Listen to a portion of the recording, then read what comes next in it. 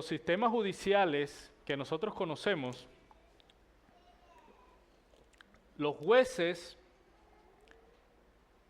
solo tienen autoridad dentro de los límites geográficos de la nación en donde ellos sirven.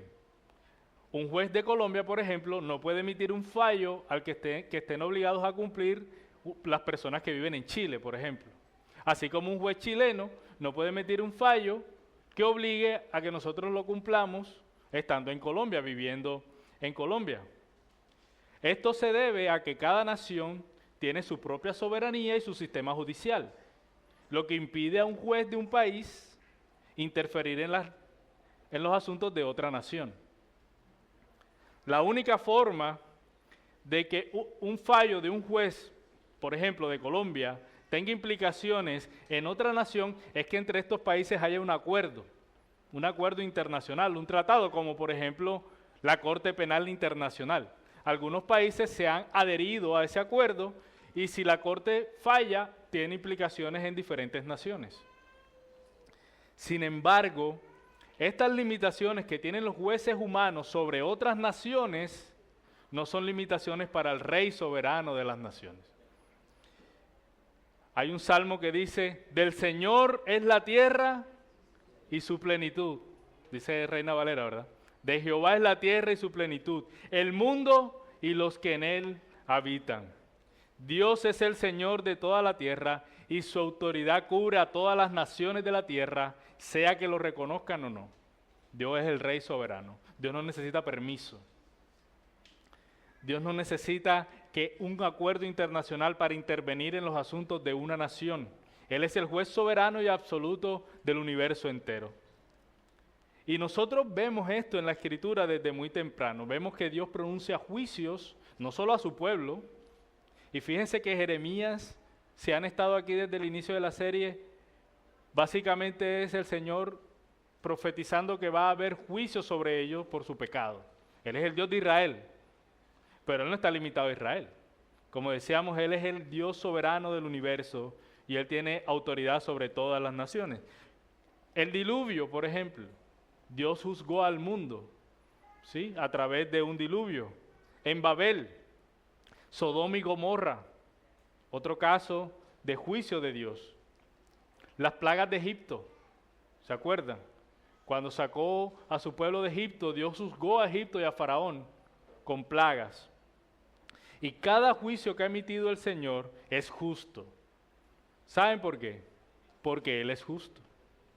Y si Dios es santo, entonces sus juicios son santos. Pero cada juicio además que Él ha anunciado y ejecutado tiene un propósito. Tiene un propósito para aquellos que lo escucharon antes de que sucediera, tiene un propósito para aquellos que lo vivieron mientras estaba sucediendo y tiene un propósito para nosotros que simplemente ahora lo estamos escuchando después de que ya ocurrió. Ese propósito, el propósito de los juicios de Dios, es que su pueblo conozca que Él es el Dios verdadero, se arrepienta y procure la santidad. Y esto es lo que vamos a estar viendo desde el capítulo 46 de Jeremías hasta el capítulo 51, pero no se preocupe, hoy solo vamos a predicar el 46. Estos capítulos, desde el 46 al 51, nos hablan de los santos juicios de Dios. Así se ha llamado esta serie de sermones.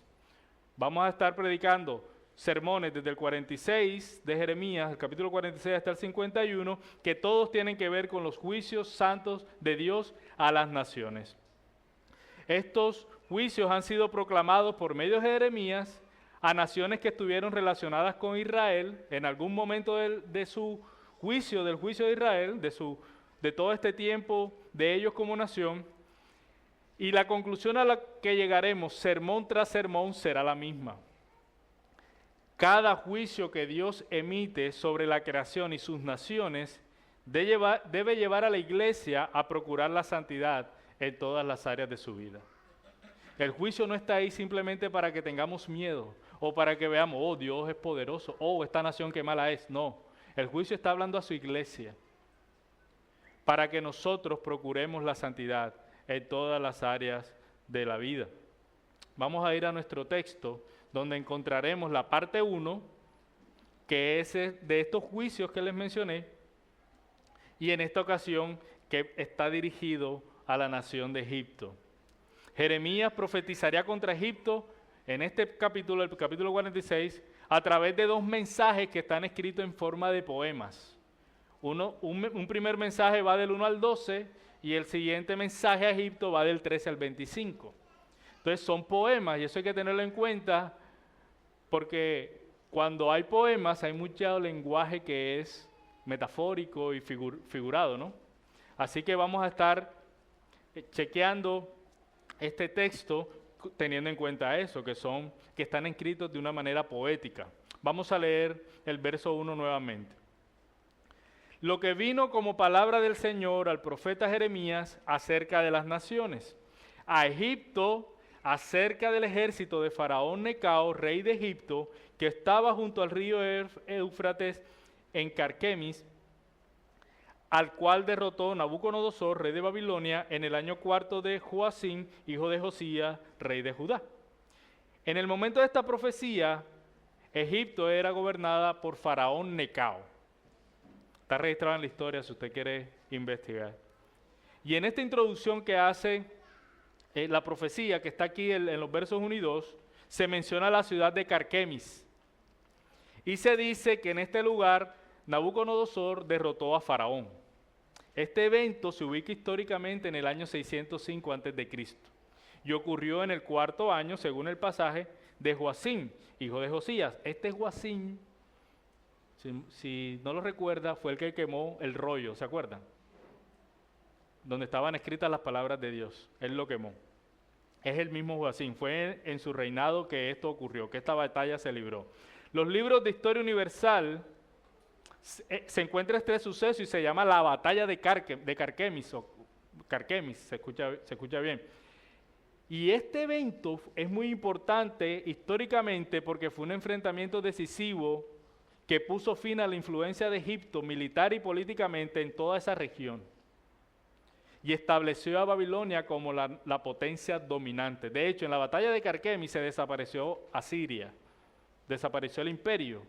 Y Egipto, que era una potencia mundial, del mundo conocido entonces, con esta batalla perdió todo su poder.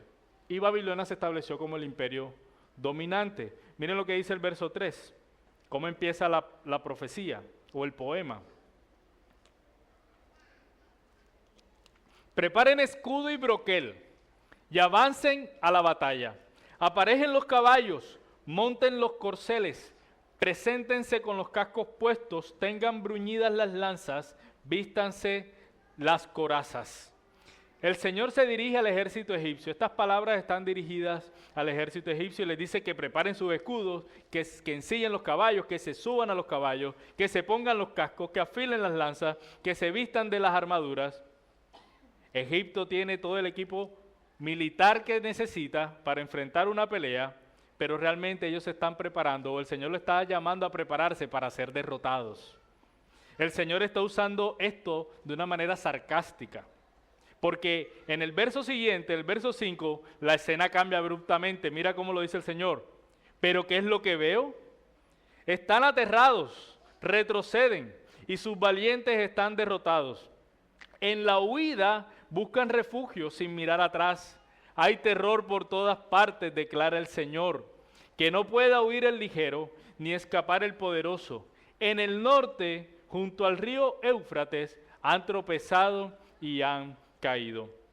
El Señor usa este lenguaje irónico para contrastar la gran preparación de los egipcios con su humillante derrota. Sus valientes fueron derrotados, dice el pasaje, aplastados, y huyeron a toda prisa. Experimentaron terror por todas partes, no tenían forma de escapar de los babilonios, ni siquiera los más veloces podrían escapar, sino que se tropezaron y se cayeron mientras huían. No hay nada más humillante para un ejército que huir en medio de la batalla. Y la ironía y el sarcasmo continúan en los versos siguientes, verso 7. ¿Quién es este que sube como el Nilo, cuyas aguas se agitan como ríos? Es Egipto que sube como el Nilo, cuyas aguas se agitan como ríos, y ha dicho, subiré y cubriré esta tierra, ciertamente destruiré la ciudad y sus habitantes. suban caballos y corran furiosos carros, para que avancen los poderosos, Etiopía y Put, que manejan escudo, y los de Lud, que manejan y entesan el arco. El Señor compara el orgullo de los egipcios con el gran río Nilo, que cada año sube y cubre grandes campos de tierra. Egipto se jactaba de que conquistaría, así como el Nilo cubre la tierra, ellos serían como el Nilo, y que destruirían naciones y arrasarían con sus habitantes, y parte de su estrategia militar era que ellos contrataban mercenarios de otras naciones, las naciones que se mencionan aquí, Etiopía, Put y Lud. Era un ejército que se jactaba de tener grandes capacidades, ¿sí? Pero nada de esto, nada de lo que ellos pensaban, ni nada de su equipamiento, ni los mercenarios que tenían contratados, podría hacer frente al Señor. Verso 10. Dice, pero aquel día es para el Señor, Dios de los ejércitos, día de venganza, para vengarse de sus enemigos. La espada devorará y se saciará, y se empapará con su sangre, pues habrá una matanza para el Señor, Dios de los ejércitos, en la tierra del norte, junto al río Éufrates. Este verso, el verso 10, explica cuál es la razón de que Egipto sea derrotado. No es por Nabucodonosor, porque es un gran estratega militar, o porque tiene un ejército mayor que Egipto. Esa no es la razón. La razón, según el verso 10, de la derrota humillante y sangrienta de Egipto, es que Dios estaba haciendo un juicio contra Egipto, contra esta nación. Como señala el texto, Dios se está vengando de Egipto, a quien consideraba su enemigo. Y la pregunta que viene a mi mente luego de leer el verso 10, ¿por qué Dios está juzgando a Egipto de esa manera? ¿Por qué Dios considera a Egipto su enemigo a tal punto de tomar venganza de esta manera? ¿Cuáles serían las razones para que Dios tomara esta acción contra Egipto? Y podemos pensar en algunas cosas. Egipto era una nación poderosa en el mundo antiguo, como les decía. Era conocida por su cultura, por su economía y por su ejército. Sin embargo, la grandeza de Egipto se traducía para ellos en orgullo y autosuficiencia. Y Dios, a través de Jeremías, está condenando su arrogancia. ¿Por qué Dios se tiene que meter en Egipto si Él no es Dios de Egipto? Pues ya esa pregunta la resolvimos al inicio. Dios es el Dios soberano.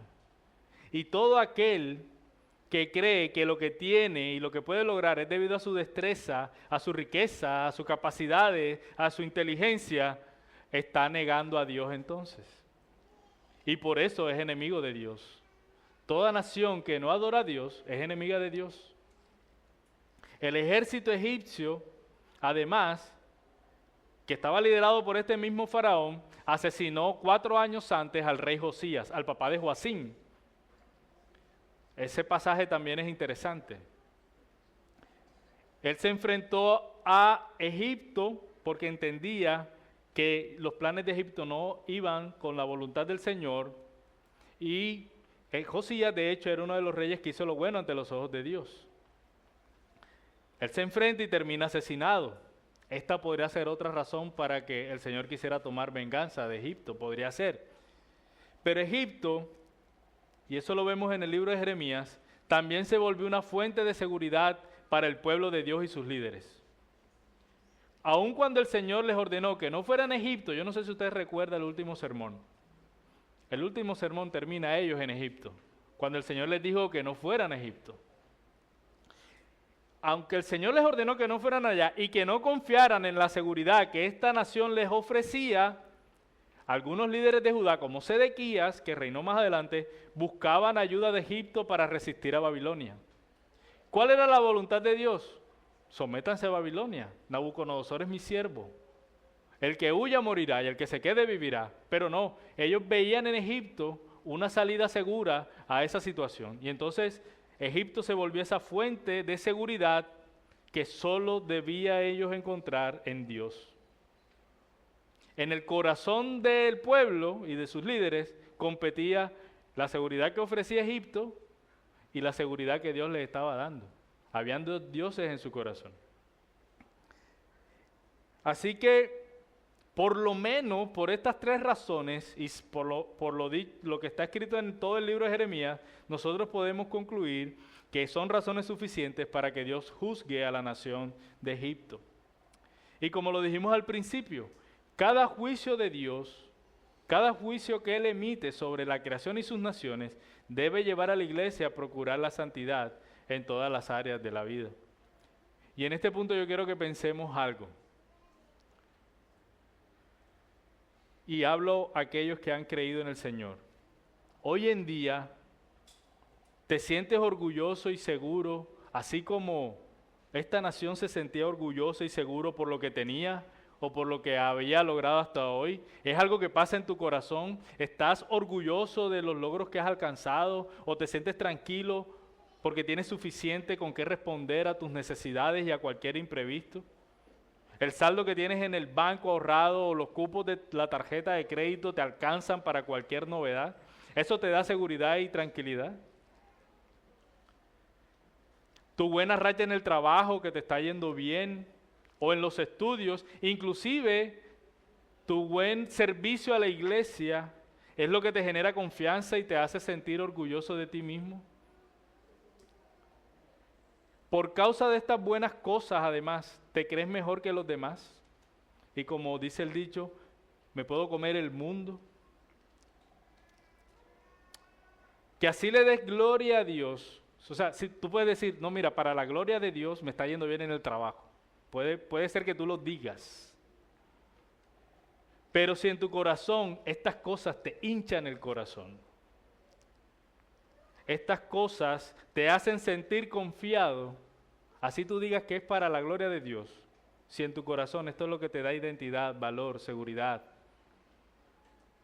entonces tú has dejado de adorar a Dios, tú te estás adorando a ti mismo y has vuelto a estas cosas tu Dios. Eso estaba pasando en Egipto. El Señor le sigue diciendo en el verso 11, sube a Galaad y consigue bálsamo, virgen, hija de Egipto. En vano has multiplicado los remedios, no hay curación para ti.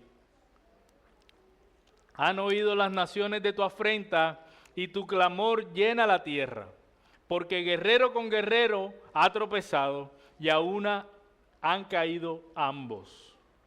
El Señor habla de Egipto y la describe como virginal. Le dice, virgen, hija de Egipto, y quizás está usando esta expresión para hacer ver su fragilidad.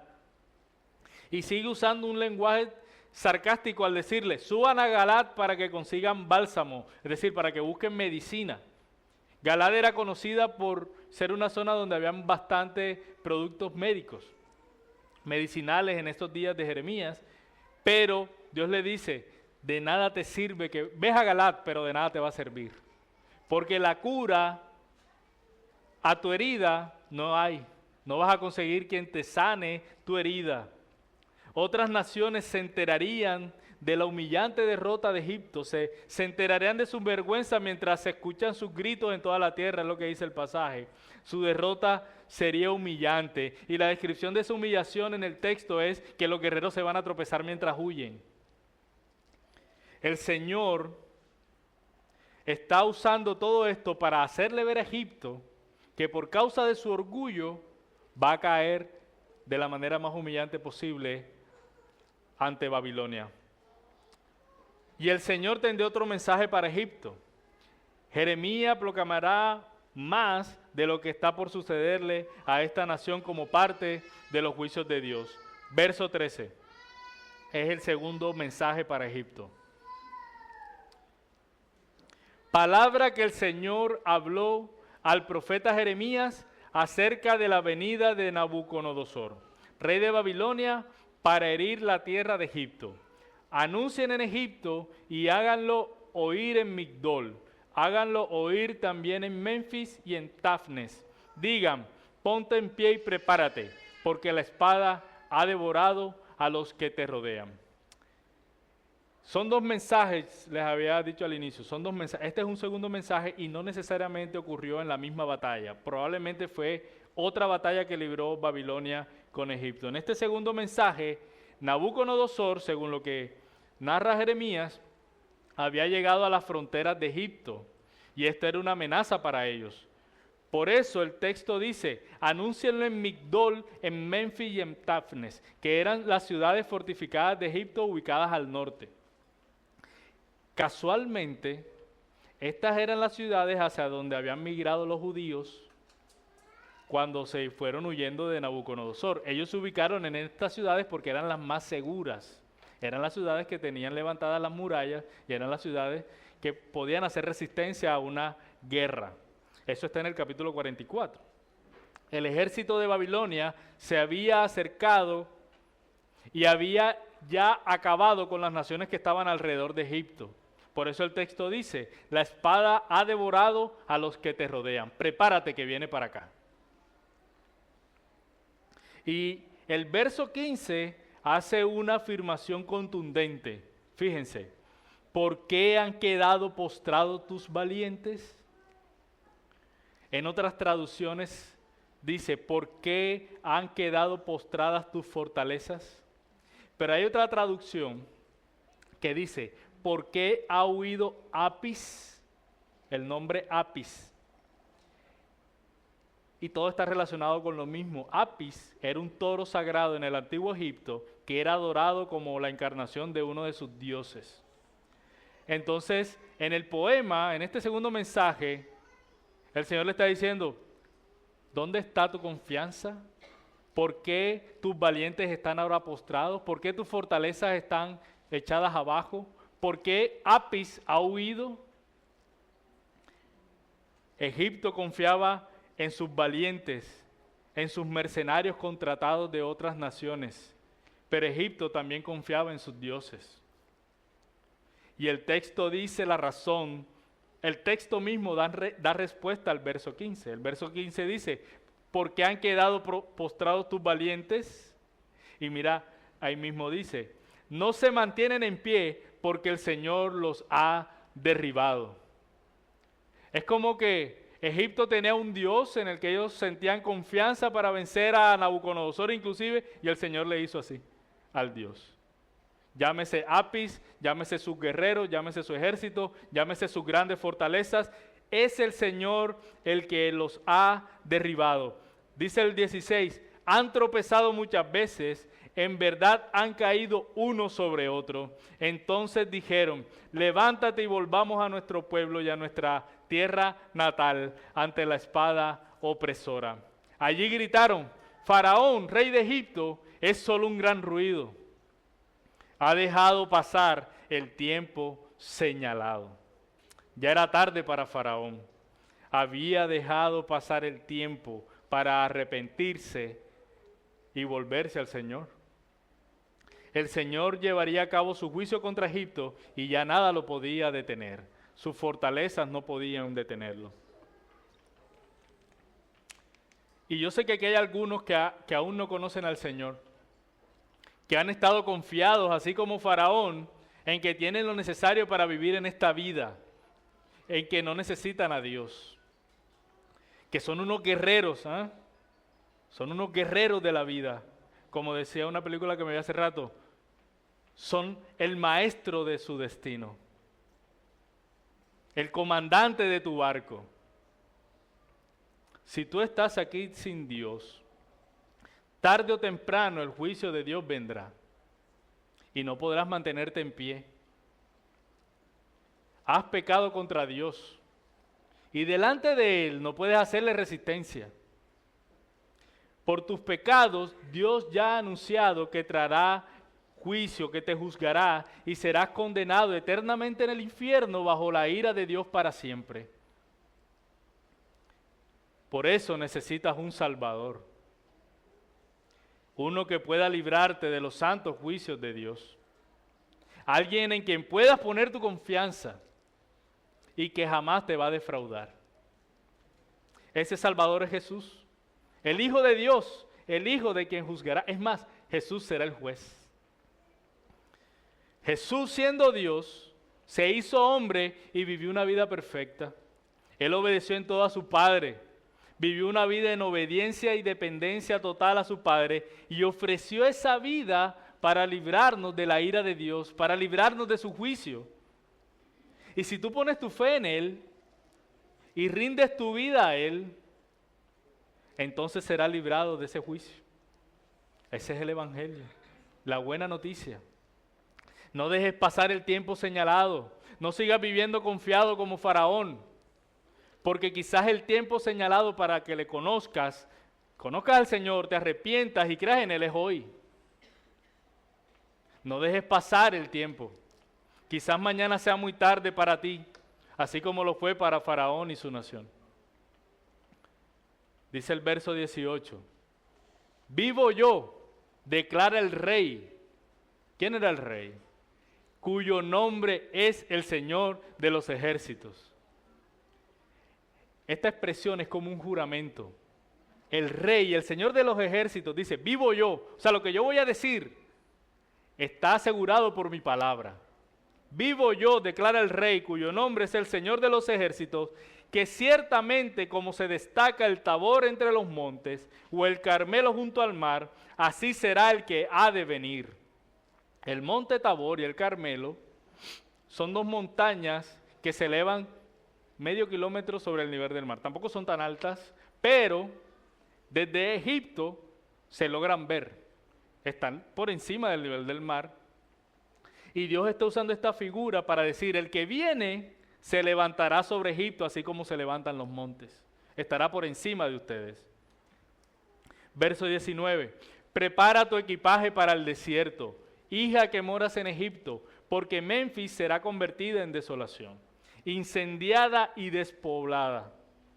Novilla hermosa es Egipto, pero un tábano del norte viene, ya está al venir. El Señor le está diciendo, este que viene se levantará, prepara tu equipaje, porque te van a sacar de aquí. Vas a salir al destierro. Tu ciudad fuerte, que es Menfis, será desolada. Y luego usa esta expresión, dice, novilla hermosa es Egipto, pero un tábano del norte viene. Un tábano era un mosquito que zumba muy duro, pero también que inflige al ganado una picadura que les duele muchísimo. No siempre los mata, pero los hace sufrir mucho. Entonces el Señor está usando esto, tú eres una novilla hermosa, Egipto, pero viene el tábano del norte, que te va a hacer doler. Ese tábano es Nabucodonosor. Te va a causar gran dolor ese tábano que viene del norte. Y sigue diciendo el Señor, verso 21, también sus mercenarios en medio de ella son como becerros engordados, porque también ellos se han vuelto atrás y han huido, no resistieron, porque el día de su ruina ha venido sobre ellos, la hora de su castigo. Estos mercenarios contratados por Egipto, dice el Señor, son como becerros engordados. ¿Qué pasaba con los becerros cuando ya estaban gordos? Están listos para ser sacrificados. No pueden contener el juicio. Ha llegado el día de su ruina, dice el texto, la hora de su castigo. Verso 22. Se oye su sonido como el de una serpiente, pues el enemigo avanza como un ejército. Vienen contra ella con hachas como leñadores. Talan su bosque, declara el Señor. Aunque sea impenetrable, aunque sean más numerosos que las langostas innumerables, es avergonzada la hija de Egipto, es entregada al poder del pueblo del norte. Frente al acecho de Babilonia, Babilonia lo tenían ahí, lo tenían encima, dice que saldría Egipto huyendo como una serpiente. La serpiente da miedo, pero cuando se enfrenta a algo que expone su vida, ¿qué hace la serpiente? Sale huyendo. Dice, solo se escucha su sonido. Y está haciendo el Señor nuevamente referencia a eso. Egipto no tendría cómo afrontar a Babilonia, enfrentarlo, y terminaría huyendo. Y dice, los leñadores vendrán detrás de ella cortando con hachas. ellos van a seguir huyendo y Babilonia va a entrar en su bosque, dice, aunque sea impenetrable, aunque el ejército de Egipto sea más numeroso, no hay manera de detener el avance de Babilonia, será entregada al pueblo del norte. Y esto fue anunciado por ellos, anunciado a ellos en su momento, antes de que estas cosas pasaran. La batalla de Carquemis y esta invasión de Babilonia fue anunciada a Egipto antes de que pasara. Todas estas cosas pasaron. Y como les decía, el propósito para ellos era uno, pero para nosotros hoy es otro. El propósito para nosotros, al ver lo que está pasando con Egipto, es que nosotros procuremos la santidad. Es que nosotros confiemos, conozcamos el poder del Dios verdadero, nos arrepintamos de nuestros pecados y vivamos la vida que Él está llamando a vivirnos, que Él nos está llamando a vivir. Cada juicio que Dios emite sobre la creación y sus naciones debe llevar a la iglesia a procurar la santidad en todas las áreas de la vida. No hay poder humano que pueda detener el juicio de Dios. Nadie puede ponerse delante de Dios y detener lo que Dios ha planeado hacer con sus enemigos. Y eso les va a decir Dios a Egipto. No hay poder humano, pero tampoco sus dioses lo pueden detener. Verso 25. Dice el Señor de los ejércitos, el Dios de Israel: voy a castigar a Amón de Tebas, a Faraón y a Egipto junto con sus dioses y sus reyes, a Faraón y a los que en él confían. El juicio de Dios para Egipto, como lo decíamos al inicio, también está ligado a su idolatría. Por eso él dice, voy a castigar a Amón. Amón era la deidad principal de Egipto. Es el que vemos en los muñequitos y eso como Amón-Ra. Él se fusionó con otro dios, bueno, eso es una historia larga. Al final Amón era el dios principal de Egipto. Por eso él dice, voy a castigar a Amón de Tebas. Va a castigar al dios de Egipto. Y solo un dios puede castigar a otro dios si este dios es más grande. Pero ¿saben qué? No es que este dios sea más grande, de hecho es más grande. Lo que pasa es que este es el único Dios verdadero. Los otros dioses, los dioses de Egipto, son invenciones de los hombres. Son dioses que se acomodan a los deseos y pretensiones de los hombres. Lo vimos en nuestra serie también, Dioses que fallan, ¿verdad? De la idolatría. A través del juicio a Egipto, Dios les mostrará a la nación de Egipto, pero no solo a la nación de Egipto, a todas las naciones que están viendo lo que está pasando, a su propio pueblo, que solo hay un Dios en el que pueden confiar. El Dios de Israel, el Dios del universo, el único Dios verdadero. Por eso Él dice, voy a castigar a Amón. Ah, ustedes confían en Amón. Bueno, Amón lo voy a castigar. Ah, ustedes confían en Faraón.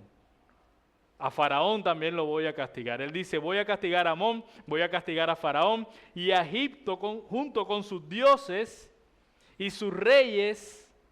Y enfatiza el pasaje, a Faraón y a los que en él confían. El juicio de Dios revelará quién es el rey soberano.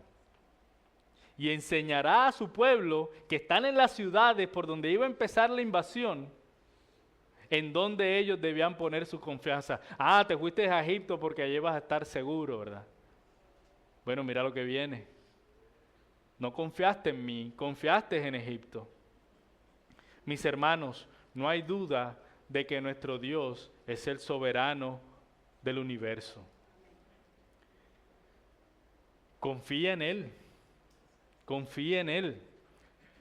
Porque Él, el Dios del universo, el Rey soberano, a través de Jesús, ha hecho lo que era impensable.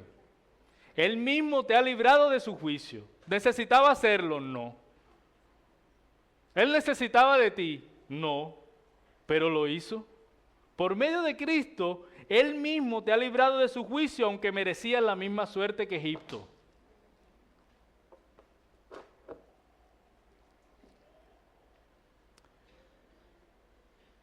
¿Podrías confiar en un Dios así? Que Él mismo hace todo lo necesario para librarte de su juicio a pesar de que tú no lo mereces. Que Él mismo ofrece la paz a sus enemigos, pero sin pedirle nada a cambio, sino Él mismo ofreciendo el sacrificio. ¿Podrías confiar en que Dios es bueno? ¿Podrías confiar en el amor de Dios? ¿Podrás confiar en su palabra? Cristo ha sido juzgado en tu lugar. El juicio que tú merecías por causa de tus pecados ha caído sobre Él en la cruz. ¿No te da confianza eso? Él estuvo en el desierto después de haber ayunado 40 días y 40 noches. Y naturalmente, Él era hombre, tuvo hambre.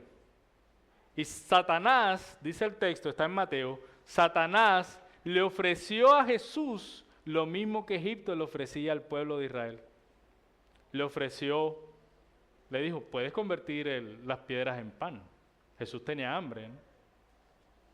Después le dijo, puedes arrojarte al abismo y no te va a pasar nada. La palabra dice que sus ángeles te guardarán y que no tropezará tu pie. Después lo subió a un monte alto y le dijo, mira, todos los reinos y toda su gloria te los doy si me adoras. Cada ofrecimiento de Satanás podría ser deseable para cualquier hombre. Inclusive el convertir las piedras en pan podría resolver una necesidad que el texto dice, Jesús tenía hambre. El problema es que tenía una trampa. Cada una de estas ofertas tenía una trampa. Y esta era la trampa. Si Jesús accedía a lo que Satanás le ofrecía, Él iría en contra de la voluntad de su Padre. Nada más. En cada ofrecimiento de Satanás, Jesús estaba expuesto a desobedecer a Dios, al Padre. ¿Y sabes qué dijo Cristo al final de su conversación? Vete, Satanás, porque escrito está, al Señor tu Dios adorarás y solo a Él servirás. Jesús se mantuvo fiel a la voluntad de su Padre, a pesar de que lo que tenía delante podría darle o podría comprobar quién era Él. Podría darle seguridad, podría resolver su hambre. Jesús consideró su obediencia a Dios, al Padre, como más valiosa que cualquier cosa que Satanás le estuviera poniendo delante. Él quiso agradar en todo a su Padre y así lo hizo. Y por eso ganó para nosotros el que ahora nosotros podamos ser hijos de Dios. Si Jesús hubiera fallado ahí, no tendríamos ninguna esperanza. Pero Jesús se mantuvo fiel y por su sacrificio y su vida perfecta y su obra perfecta, Él ahora nos da la seguridad de que somos hijos de Dios si ponemos nuestra fe en Jesús. De que podemos estar en sus manos seguros y que no sufriremos el juicio que vendrá sobre los enemigos de Dios. Hemos pasado por la obra de Jesús de ser sus enemigos a ser sus hijos. Te pregunto, mi hermano, ¿esto es valioso para ti? ¿Tú lo crees de verdad? ¿Estás confiando en que tienes buena salud? ¿Eso te da confianza? ¿Eso te da seguridad? ¿Estás confiando en que tienes un buen trabajo y que ya te avisaron que este año sigues? ¿Estás confiando en que te has preparado bien, que tienes buenos estudios? ¿Estás confiando en tus dones? ¿Hay algún área de tu vida donde Dios no es tu bien más preciado y tu fuente de confianza? Mi hermano, si hay algún área de tu vida donde hay algo que sea más valioso que Dios para ti, arrepiéntete y vuelve tu mirada al Señor. Que sea Él tu confianza, no el trabajo, no tu salud, no tu preparación. Que sea Él tu confianza, que sea Él tu esperanza, que sea de Él de donde provenga tu sentido de identidad. Que sea Él de donde provenga tu fuente de gozo. Es que yo estoy contento porque ahora me aprobaron el crédito de la casa. Ya, por lo menos tengo el crédito, contento. Me entregaron la casa, contento. Ah, me quitaron la casa porque no la pagué, triste. Ah, tengo la moto, contento. Ah, se me estrelló la moto, me la robaron, triste. ¿Te imaginas que nuestro gozo dependiera de las cosas que tenemos? ¿Cuánto nos va a durar? Nada. Nada. No nos va a durar nada. Porque todas las cosas que tenemos, ustedes lo saben, porque se les han ido entre las manos las cosas. Hoy tienes buena salud y ya mañana no la tienes. Hoy tienes un buen trabajo y mañana te echan. O tú renuncias pensando que el otro iba a ser mejor y vamos a ver que no, y terminas renunciando ahí y te quedas así. Bueno, en fin, ustedes saben, han vivido eso.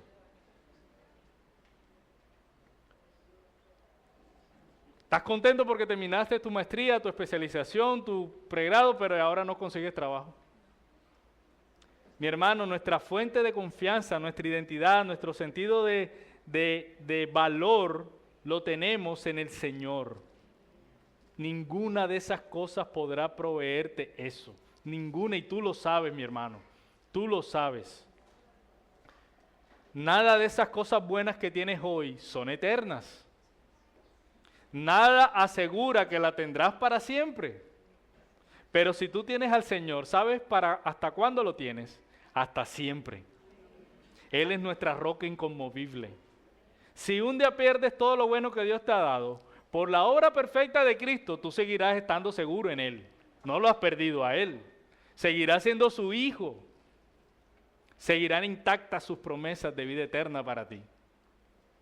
Así que, iglesia, hermanos míos que están aquí, revisa dónde está puesta tu confianza y no te refugies en la falsa seguridad y bienestar que te ofrecen las buenas cosas que tienes. Pero tampoco ni en las que tienes ni en las que el mundo te ofrece. Y mucho menos cuando las cosas que te ofrece el mundo te llevan a desobedecer al Señor. Por ejemplo, bueno, si acepto este trabajo, voy a poder cubrir mis compromisos sin problema, holgado, y me queda, para la canasta de misericordia, holgado. Pero esto implica descuidar a mi esposa, descuidar a mis hijos, no poder servir en la iglesia o quizás no congregarte. Bueno, si mi hijo estudia en este colegio, va a salir bien preparado para la universidad. Becao. Ya aseguramos la que nos va a sacar de pobre, la aseguramos. Vamos a hacer todo el esfuerzo para meterla en el mejor colegio posible, que tire las IFES arriba, beca. Ok. Lo único malo es que ese colegio seguramente no la van a educar con principios cristianos, más bien con principios anticristianos, pero no importa. Lo importante es asegurar la pensión. En mi hija, no en el fondo de pensión, sino en mi hija. Debo seguir teniendo redes sociales porque es muy importante mantenerme ahí al tanto de las cosas. Es más, yo tengo un negocio y necesito tener TikTok, Instagram, Facebook, bueno, las que hay, ¿verdad? Aunque eso implique mantenerlas, que pasas más tiempo viendo reels y estados que el tiempo que dedicas a orar y a estudiar la palabra, inclusive a tener comunión con tus hermanos. Todas estas cosas te las ofrece el mundo y te brindan una falsa seguridad, una falsa confianza. Pero a la postre, si esto te está llevando a desobedecer al Señor, tú no puedes poner tu confianza ahí. Puedo conservar esta amistad, o incluso puedo conservar esta sociedad, este negocio en sociedad, con esta persona. Esto me va a asegurar que tenga más acceso a más clientes, más posibilidades de económicas. Inclusive esta persona siempre está ahí, me ayuda, me apoya. No importa que eso implique negar mi fe, violar mis principios como creyente, estar expuesto constantemente a pecar contra Dios por la influencia que esa persona tiene en mi vida. Es que esto me da confianza. Si yo tengo esta amistad, estaré seguro. Tengo esta relación sentimental que me da seguridad y confianza en mí mismo porque esta persona sí me entiende. Esta persona cuando estoy triste me consuela. Cuando estoy desanimado me hace barras. Él cree en mí y saca lo mejor de mí. Lo único malo es que no ama a Dios. Y yo estoy dispuesto a responder a su amor porque Él hace tanto por mí que yo estoy dispuesto a responder en esa relación, no importa que eso me implique llegar a fornicar o adulterar. No importa lo que sea, mi hermano, un trabajo, estudios, hábitos, amistades, relaciones más íntimas. Lo que eso te ofrece es como lo que Egipto ofrecía al pueblo. Es una falsa seguridad. Todo eso tú lo encuentras en Dios. No tienes que ir lejos. Tú ya lo tienes, mi hermano. Si algo te ofrece confianza, pero te lleva a desobedecer a Dios, entonces deséchalo. Tú no lo necesitas. Mira lo que dice Santiago. Oh almas adúlteras, ¿no saben ustedes que la amistad del mundo es enemistad hacia Dios? Por tanto, el que quiera ser amigo del mundo se constituye en enemigo de Dios. ¿O piensan que la Escritura dice en vano, Dios celosamente anhela el Espíritu que ha hecho morar en nosotros? Si tú eres del Señor, Dios te cuida con celo. Tú eres de Él. Dice, Él da mayor gracia.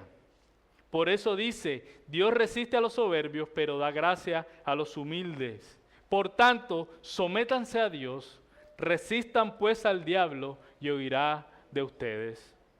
Acérquense a Dios y Él se acercará a ustedes. Limpien sus manos pecadores y ustedes de doble ánimo purifiquen sus corazones. Aflíjanse, lamentense y lloren, que su risa se convierta en lamento y su gozo en tristeza. Humíllense en la presencia del Señor y Él los exaltará. Iglesia, si el Señor ha juzgado así a Egipto, que no es su pueblo, nos pasará por alto a nosotros lo mismo que hacía Faraón. ¿Crees que porque eres hijo entonces vas en caballito? Cuando Él ha dicho a su pueblo, sean santos, como yo soy santo. Aprendamos de estos juicios, hermanos, para procurar la santidad en todas las áreas de la vida. Este segundo mensaje de Jeremías termina con el verso 26 y dice así, y termina dirigiendo, dejando de forma clara lo que ha venido siendo dicho en forma poética. Verso 26. Y los entregaré en manos de los que buscan su vida, en manos de Nabucodonosor, rey de Babilonia, y en manos de su siervo. Todo lo que te dije en poesía se resume aquí. Los voy a entregar en manos de Nabucodonosor. Pero dice el texto, pero después será habitado como en los días de antaño, declara el Señor. El Señor termina su mensaje diciendo que no pueden hacer nada, Nabucodonosor entrará, derrotará a Egipto, invadirá a Egipto, la desolará, pero después volverá a ser habitada. Dios es soberano. ¿Quién determina el fin de las naciones? ¿Nabucodonosor? No. ¿Faraón Necao? No. Dios, como les decía, en la batalla de Carquemis desapareció Asiria y no volvió. Ese imperio no volvió. Pero Dios dice, Egipto volverá a ser habitado. Y no está habitado nuevamente. Es una potencia Egipto. Ahí está, un país normal. Normal. Como cualquier otro.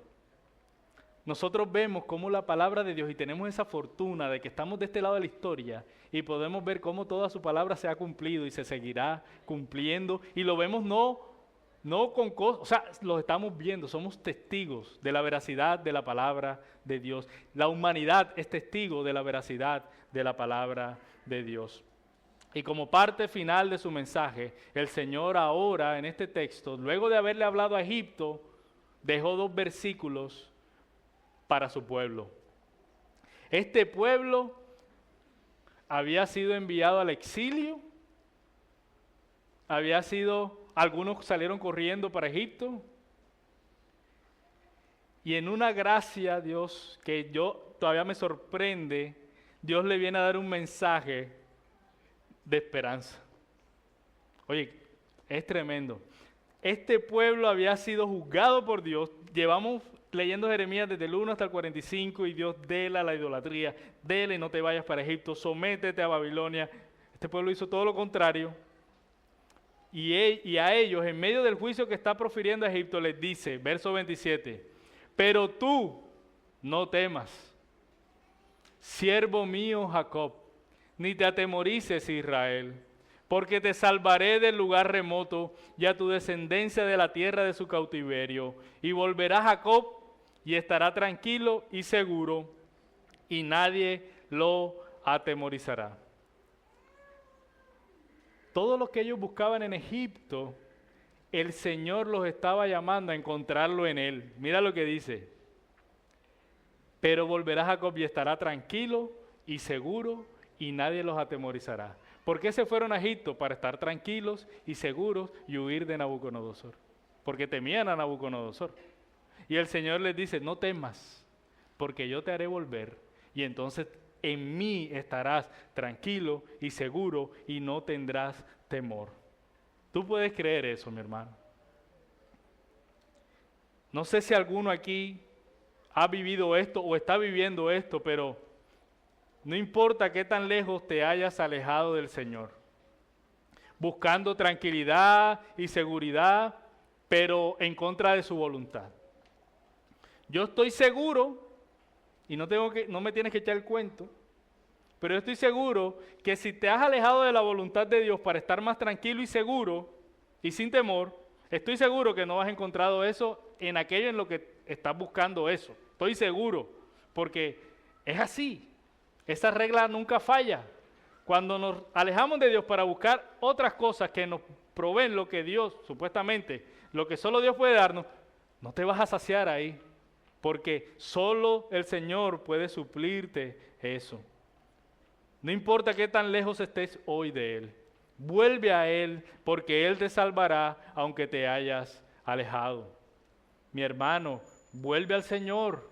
Si estás apartado de Él, si estás alejado de Él, vuelve al Señor. No insistas en buscar en el mundo lo que solo tu Señor puede darte. Ven a Él y estarás tranquilo y seguro y sin temor. Verso 28 dice, tú no temas, nuevamente, siervo mío Jacob, declara el Señor, porque yo estoy contigo. Pues acabaré con todas las naciones a donde te he expulsado, pero no acabaré contigo, sino que te castigaré con justicia, pero de ninguna manera te dejaré sin castigo. Y me dirijo a ti nuevamente, mi hermano y hermana. No importa que tengas que vivir las consecuencias de tu pecado, no importa, el Señor sigue siendo digno de tu confianza y de tu esperanza. Él hará juicio y actuará con justicia incluso con aquellos que te han llevado a pecar. Pero si eres de Él, Él no acabará contigo. No temas, vuelve a Él. Así creas que es difícil. Una vez le escuchaba a alguien decir, no he encontrado el camino. No sé cómo volver. No sé si estés ahí. Vuelve a Él. Por muy difícil que parezca, hay perdón para ti. El texto de Santiago decía, pero Él da la gracia. La gracia está ahí para ti. Vuelve a Él. Su gracia está presente, ¿sabes por qué? Porque Cristo sigue reinando y Cristo sigue intercediendo por ti. Y hasta que eso deje de pasar, y no dejará de pasar nunca, puedes volver a Él con confianza en Él. Tus pecados traerán consecuencias y deberás vivirlas. Nadie te va a librar de eso. Por eso el texto dice, te castigaré con justicia. Pero inclusive vivir la consecuencia de nuestro pecado es parte del amor de Dios. Dice el texto, Él nos disciplina como el padre a un hijo que ama. No importa que tengas que lidiar con la vergüenza de tu pecado, con las consecuencias de tu pecado, ven a Él. No hay condenación para los que están en Cristo Jesús. Ven al Señor y confía en Él. Él es suficiente, Él no acabará contigo y seguramente va a usar lo que estás viviendo para hacerte más como Cristo. No temas al ver los juicios de Dios, porque como decimos, como es nuestra tesis de este sermón y de los sermones que vienen, cada juicio de Dios que Dios emite sobre la creación y las naciones deben llevarte a procurar la santidad. No es para que te asustes, es para que vivas conforme a lo que Dios te ha llamado. Y hay esperanza, pero si tú estás aquí sin Cristo, si hay alguien aquí que aún no conoce a Cristo, serás juzgado, serás condenado. No puedo decirte que lo mismo que le digo a alguien que ha conocido al Señor, no puedo decirle vuelve, tranquilo, confía, porque tú no tienes a dónde volver si no conoces al Señor. El juicio viene sobre ti. Para Egipto, para la nación de Egipto no hubo tiempo. Así ellos quisieran, y ellos hicieron todo lo posible para resistir el juicio de Dios, ya era tarde, no hubo tiempo. Pero para ti, que estás aquí sin Cristo, todavía hay tiempo. Quizás por eso estás aquí. Dios ha querido que escuches lo que Él hizo con este pueblo en ese momento de la historia para que contemples la realidad del juicio que te espera y puedas arrepentirte hoy.